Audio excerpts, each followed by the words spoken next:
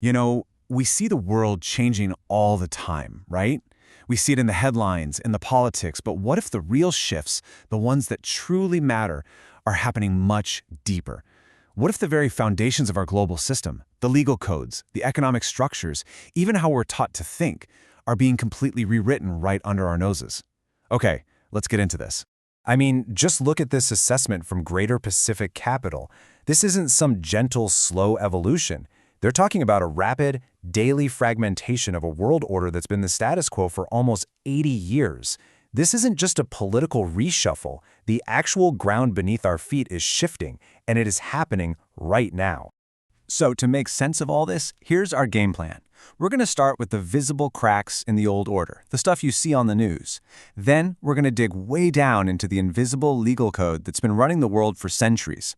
We'll see how that ties into empire and money, and then pivot to see how the school system that supported it is also changing. And finally, we'll ask, what new world might be emerging from all this? Okay, first up, let's look at the obvious stuff. The system that was built after World War II, the one based on alliances and big international groups, well, it's visibly falling apart at the seams.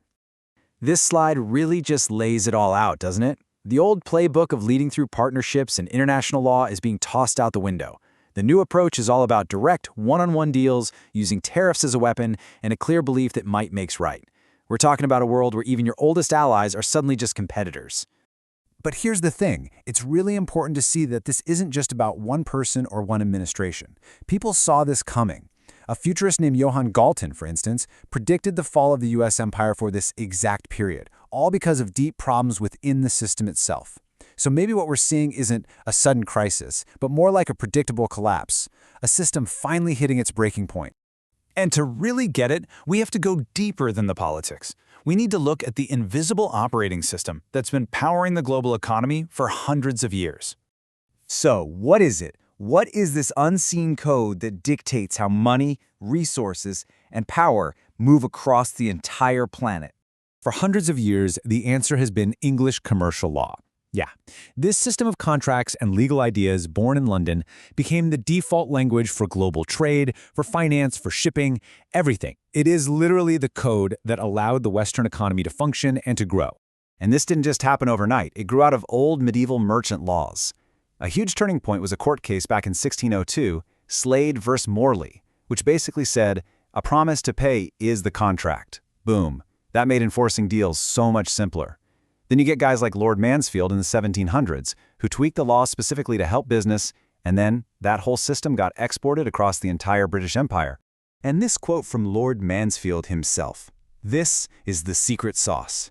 He knew that for trade to really work on a global scale, people needed one thing, predictability. English law gave them that. It was a promise that a contract signed under its rules would be enforced no matter where you were. That's what made it the gold standard, the trusted platform for the whole world to do business on.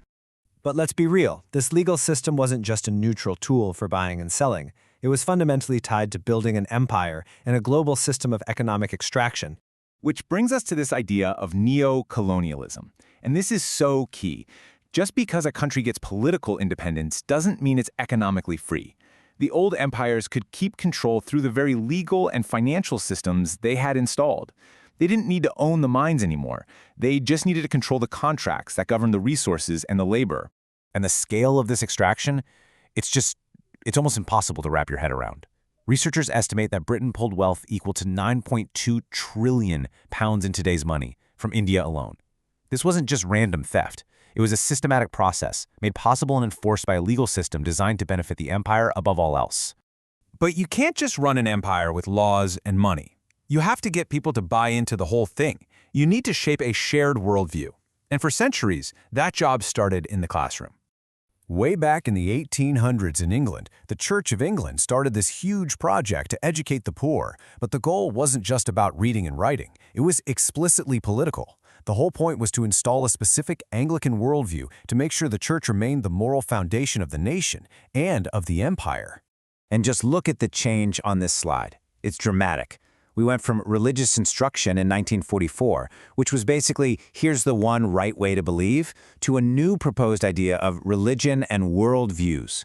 The goal now isn't indoctrination. It's about understanding that there are lots of different ways of seeing the world, including non-religious ones.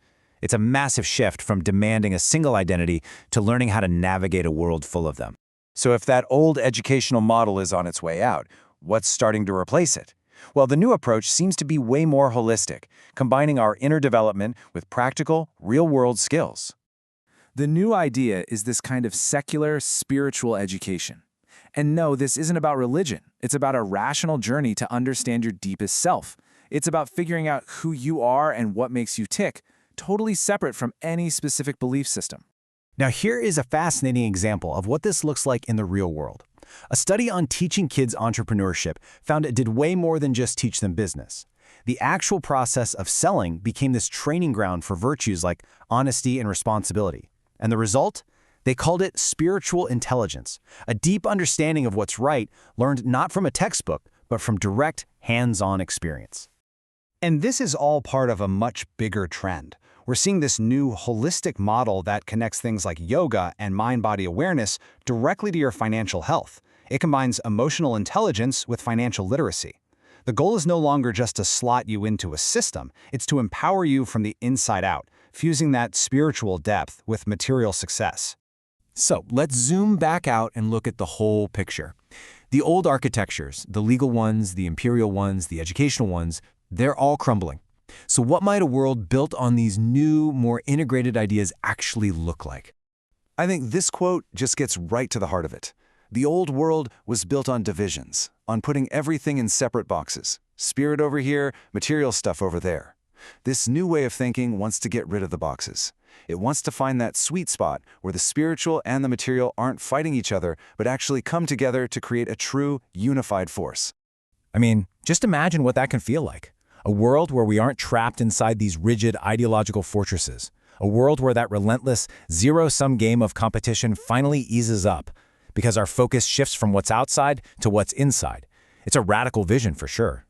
So as these old systems of control, the ones based on distant laws, rigid beliefs, and economic extraction, as they continue to break apart, the real question isn't just what's falling down, but what's being built in its place. As these old architectures crumble, what will be the foundation for the next? That is the question we are all living through right now.